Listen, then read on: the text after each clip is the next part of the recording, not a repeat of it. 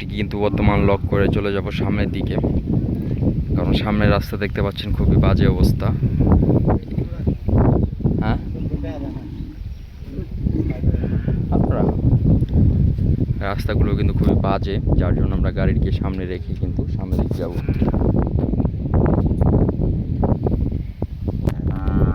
তো আমাদের গাড়িটি কিন্তু পার্কিং হচ্ছে, পার্কিং হওয়া শেষ হলে কিন্তু আমরা চলে যাব সামনের দিকে।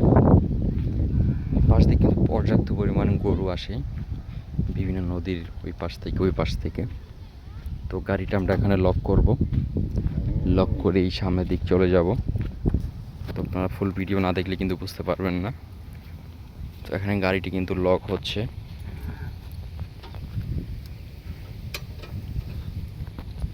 দেখতে পাচ্ছেন এখান দিয়ে পর্যাপ্ত পরিমাণ কিন্তু সুন্দর জায়গা, আকাশটা দেখতে পাচ্ছেন খুবই সুন্দর। আমরা কিন্তু এখন সামনের দিকে এগিয়ে যাব, আপনাকে দেখাবো সব কিছু। তো দেখতে পাচ্ছেন গাড়িটি আমরা লক করতেছি, লক করেই কিন্তু সামনের দিকে যাব, কারণ এখানে গাড়ি আমরা এমনি রেখে যাব না।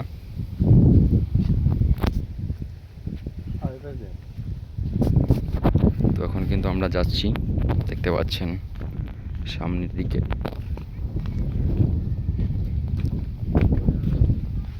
তো দেখতে পাচ্ছেন এখানে এখান থেকে কিন্তু পানি ছিল, পানি থাকার কারণে কিন্তু এখান দিয়ে ভেঙে চুরমার হয়ে গিয়েছে। দেখতে পাচ্ছেন ছোট নদীর মতো পানি প্রবাহিত হচ্ছে এখান দিয়ে। হিললে ভাঙ্গে চুরে কি হয়েছে, সমান আছিল। হ্যাঁ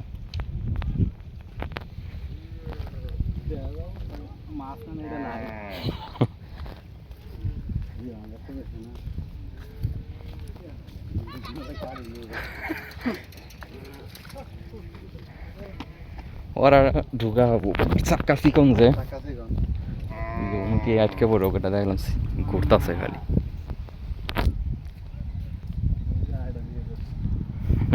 ওই এগের রাতে ড্রাইভিং করে পাওয়া না, এগের অভ্যাস মানে যে টানের উপরে থাক।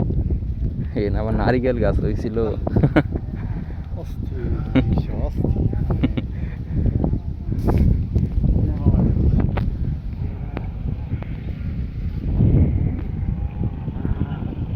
কিন্তু তোমার ই করে আরো যে দিক দিয়ে আছে না, ওইদিকে তোমার দেখা যায় যে বন্যার সিজন ছাড়া বাড়িঘর থাকে, বন্যা যখন আহে বাড়িঘর হইলে তুলে নিয়ে আয় বলে।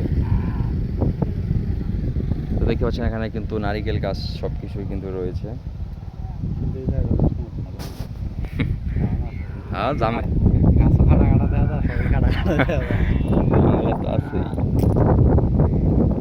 তো ভিউয়ার্স ভালো থাকবেন সবাই, আপনাদেরকে দেখাচ্ছি যমুনা নদীর সকল দৃশ্য। তো আমরা হাজির হব আরও নতুন কোনো এপিসোড নিয়ে আপনাদের মাঝে।